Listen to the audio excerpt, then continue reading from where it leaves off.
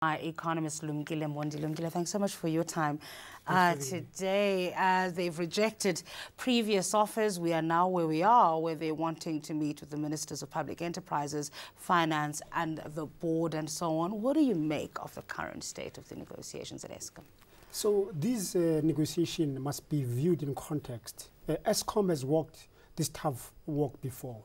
Remember, after the drought of 1983, as well as the challenges of power failures that Eskom faced, the Botha regime put on the table a plan to restructure Eskom, including the restructuring and lessening of labor at that time, which happened. So we're seeing really Eskom having gone backward. And in that regard, the unions have read through that this is not about a wage negotiation. This is about the restructuring of Eskom. So they demand that, want a salary negotiation, but a salary settlement, but at the same time want to sit down the Minister of Finance and the Minister of Public Enterprise. It's because the discussions about restructuring, and they want to put forth their own plan on how they see Eskom being restructured to lessen the cost burden that's embedded there. Would it not be better to separate the two issues? I know that they are interlinked in some ways, but we're dealing here with an organization that's facing a liquidity crunch. We have serious governance issues that still need to be dealt with outside of this particular issue. They are struggling to raise money in outside markets and so on. Would it not be better to separate the issue?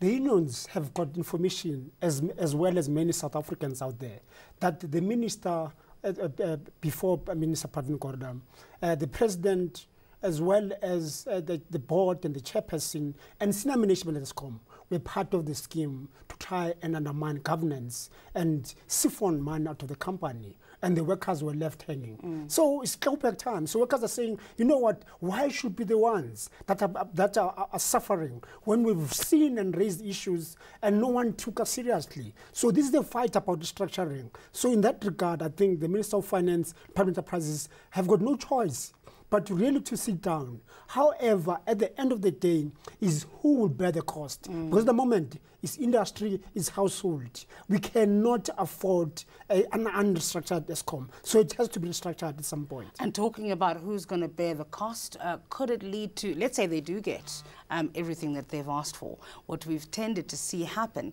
in the past is that then the restructuring involves job cuts because we have to recoup that money somewhere else. So they could be cutting their noses now to spite their faces later. Unfortunately, that's what they're trying to do. So remember that within the tripartite alliance, that Solidarity, National Union of Manual as well as the National Union of Metal Workers, among them, they know the game. They know the game that, given that amongst them there's the socialists, they're saying perhaps those guys who are sitting in government in the ANC who want to restructure don't understand. We are a socialist union and therefore want a socialist economy. So there's a lot of things loaded there. So the biggest challenge for Eskom is that either way, it's a business model issue.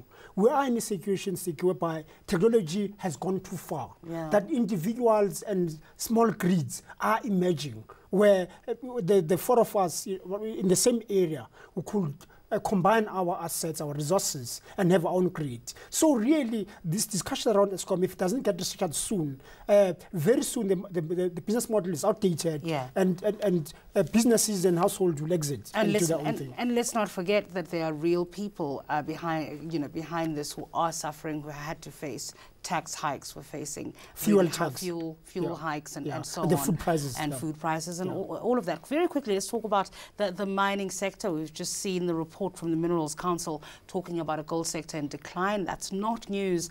But of course, the wage negotiation season kicking off in that sector as well. It's very tough, as we've just seen that despite the trade war taking place, that the price of gold and platinum has weakened to an extent. So it's very, very worrisome for the sustainability of the mining industry in South Africa. Also because of high cost structures, the energy, the wage costs, but also really a mining charter that is struggling to gain support, particularly across from the industry. I think the unions as well as communities are beginning to bite. But I think the industry is dragging its feet. So it's really going to take quite a while to see us, that industry, settling when there's a long-term agenda. At the moment, it's not there. It's still hustling and bustling, and we need to see settlement there so that then we can build a mining industry that's sustainable. We'll leave it there. Thank you so for your much. time today, economist Lumkile Mondi.